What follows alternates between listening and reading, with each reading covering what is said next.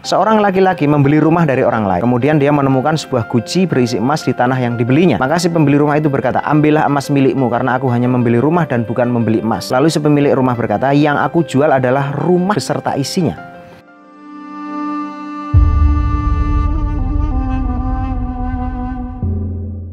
Sahabat muslim yang dirahmati Allah, hadis ke-82, hadis yang diriwayatkan oleh Imam Bukhari dalam Kitabul Anbiya, bab tentang mendamaikan dua orang yang sedang berselisih.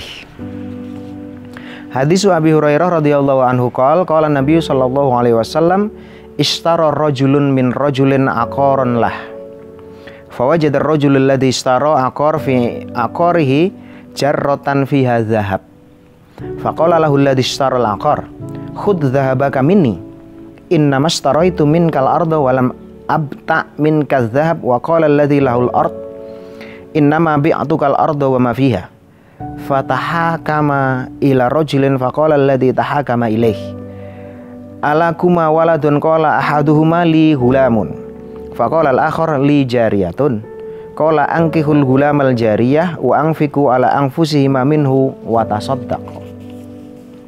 Hadis Abu Hurairah, dia berkata bahwa Nabi bersabda, seorang laki-laki membeli rumah dari orang lain. Kemudian dia menemukan sebuah guci berisi emas di tanah yang dibelinya. Maka si pembeli rumah itu berkata, ambillah emas milikmu karena aku hanya membeli rumah dan bukan membeli emas. Lalu si pemilik rumah berkata, yang aku jual adalah rumah beserta isinya. Akhirnya kedua orang itu meminta pendapat kepada seseorang. Orang yang diminta pendapat itu berkata, apa kalian berdua punya anak? Laki-laki satu berkata, ya, aku punya budak laki-laki. Dan yang satu lagi berkata, aku punya budak perempuan. Orang yang dimintai pendapat mereka, nikahkanlah budak laki-laki dengan budak perempuan itu, dan berilah nafkah untuk keduanya dari emas tadi, serta sedekahkanlah. Hadis ini cukup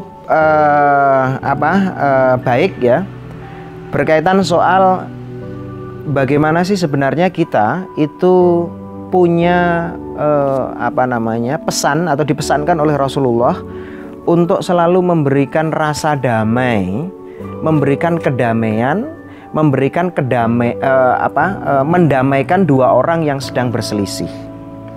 Jadi kalau ada orang berselisih, itu bukan kita kemudian menjadi kompor, justru malah memberikan sumbu sehingga dua orang yang berselisih itu lalu kemudian bertengkar kembali. Dan ketika bertengkarnya terus-menerus, itu lalu kemudian kita ketawa-ketawa. Tidak seperti itu. Hadis ini benar-benar memberikan petuah kepada kita bahwa kalau ada orang berselisih, justru yang kita lakukan adalah mendamaikannya. Nah, hadis ini memberikan cerita bahwa ada orang, katakan A, membeli rumah kepada si B. Setelah jual beli terjadi, ternyata si A itu menemukan keranjang emas di rumah itu. Si A lalu bilang, saya kembalikan ini B karena saya hanya beli rumahnya saja. Si B menolak keranjang emas itu. Kenapa? Karena dia menjual rumahnya itu bersama dengan isinya. Nah, lalu terjadi perselisihan. Siapa sebenarnya pemilik emas ini? Karena orang lain mau mengembalikan, yang penjualnya tidak mau menerima. Lalu kemudian datanglah seseorang, temannya, lalu kemudian dia sebagai juru damai. Cara mendamaikannya bagaimana? Sungguh sangat unik. Dia bertanya kepada si A, apakah kamu punya anak laki-laki? Ya, saya punya. Lalu kepada si B, apakah kamu punya anak perempuan? Ya, saya punya. Ya sudah, kalau gitu damai. Kalau gitu perempuan dan laki-laki anakmu ini nikahkan saja. Nah, setelah kemudian mereka menikahkan, lalu menjadi keluarga. Ketika menjadi keluarga, damailah mereka, dan emas itu lalu kemudian disedekahkan. Betapa luar biasanya hadis ini, sehingga kita ketika menemukan hal-hal yang ada perselisihan, salah satu cara atau jalan keluarnya itu adalah mendamaikan, bukan menjadi kompor atas keduanya.